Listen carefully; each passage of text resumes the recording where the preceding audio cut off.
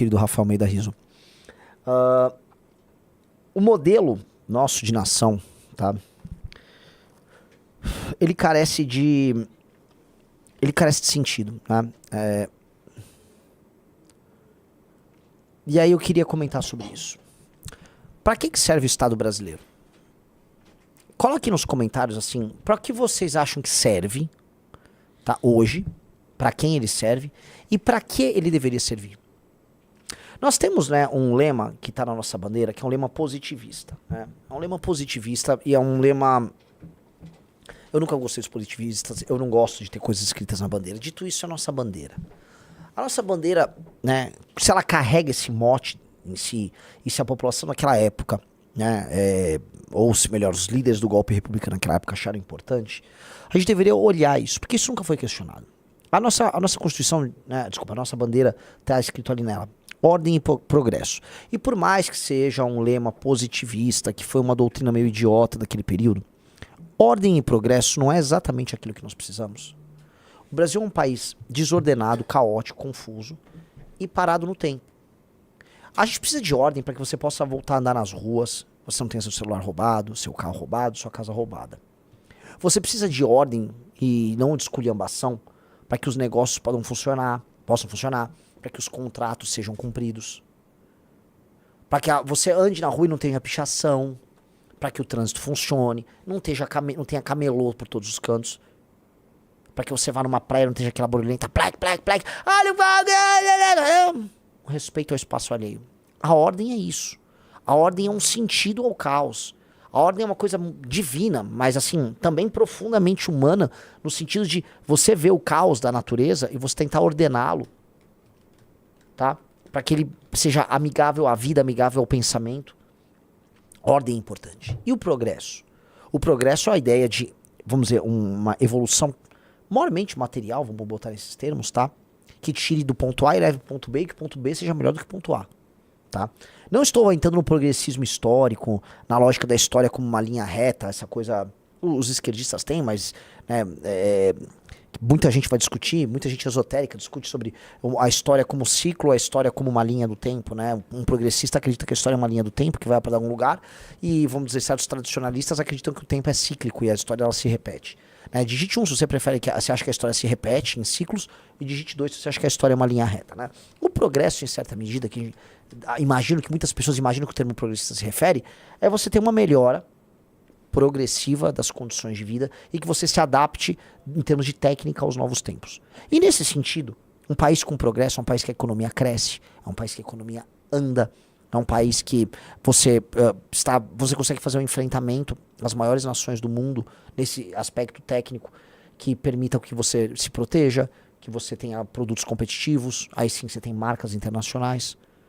A ideia de ordem e progresso que tem na nossa bandeira deveria meio que servir um pouquinho de mote pro que a gente tem que fazer. Não é muito difícil. Quando eu falo em prender uma toa, eu tô pedindo ordem. Quando eu tô falando em industrialização do Nordeste, não reindustrialização, porque nunca foi industrializado, eu tô falando de progresso. Quando eu tô falando de prender uma toa, eu tô falando de ordem. Quando eu tô falando bandeira, quartel, escola, eu tô falando de progresso. Quando eu tô falando em resolver a questão fiscal do Brasil, eu tô falando de progresso. Quando eu tô falando em ter uma agenda de corrupção, eu tô falando de ordem. Ordem e progresso é meio que o Brasil precisa. E não deixa de ser bizarro isso. Eu acho a bandeira imperial muito mais bonita. Eu acho feio ter essas coisas escritas na nossa bandeira. Mas meio que são as duas coisas que a gente precisa, tá? Urgentemente. Agora, nós vivemos uma ordem ou um caos completo. Em grande medida, a nossa vida é um caos. Só que o caos é gerado por alguma ordem. Porque ainda existe um país... Né, quando, vamos dizer, aparece a DARF para você pagar, ela chegou.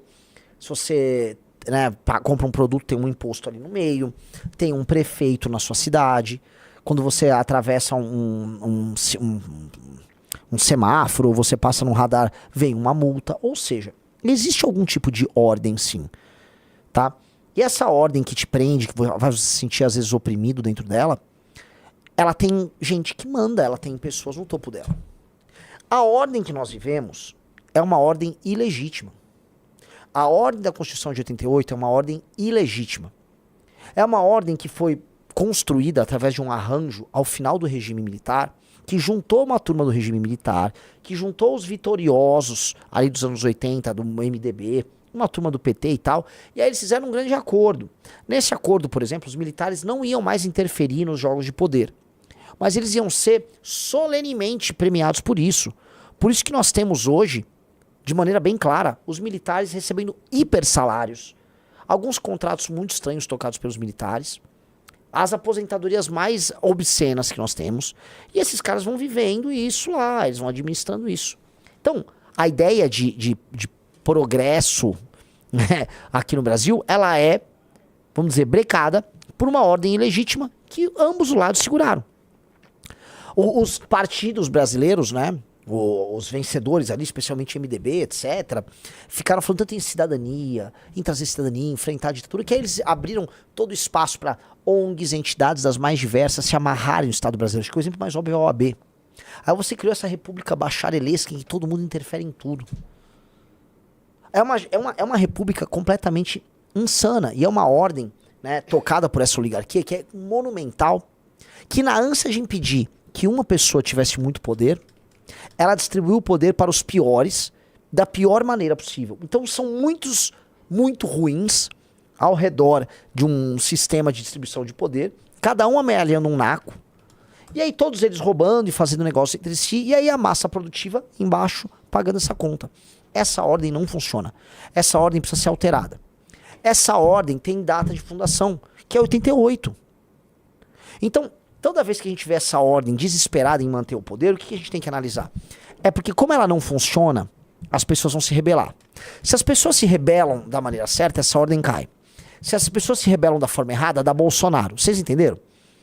Em 2013, 14, 15, 16, 17, 18, as pessoas se rebelaram da maneira certa. E aí a ordem ficou com medo. Só que as pessoas olharam e falaram, não, agora a gente tem que entrar no jogo, vamos botar agora um líder. Aí botou o Bolsonaro. Aí ela se rebelou de maneira errada. E aí esse sistema, essa ordem injusta, ela foi, puxa daqui, arruma dali, ela foi se segurando.